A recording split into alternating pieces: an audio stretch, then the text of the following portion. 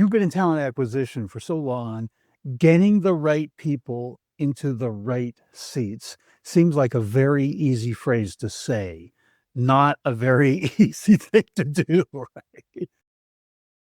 Yeah, absolutely. It is. I mean, you have to pay attention to your people. You have to understand them, who they are, what they're good at, in order to be able to set them up for success.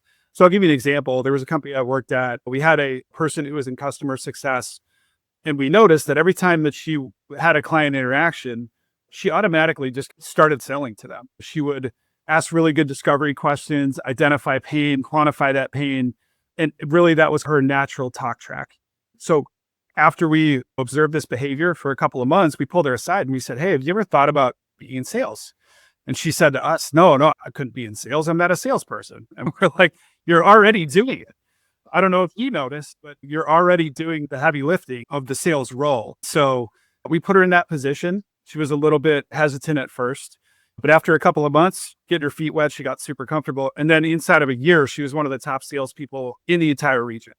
So that's just an example of, as a leader, if you pay attention to your folks and you ask good questions to them and understand who they are and where they're comfortable, you can make an impact on their professional career if you put them into the right spot. And how do you, from a talent acquisition basis, you're interviewing people all the time. You're working with hiring managers, you're understanding what's your philosophy on getting the right people in and how you're screening and how you're interviewing and how you ascertain upfront. Yeah, it's important. I kind of look at it, there's two sides to the same coin. I think the one side is, do they have the skills and experience to do the job? That's the easy part of recruiting, is do they check the boxes here? Can they actually bring the skill set that we need to this position?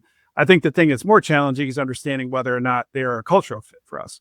Are they going to be able to come in here and share our core values and further the mission and have passion for what they're doing? A lot of times when I'm talking to people, Steve, I'm really asking a lot of behavioral questions, trying to understand situations that they've been in, how they've reacted to those. TEDW is an acronym that I use a lot, which is tell me about, explain, walk me through, describe.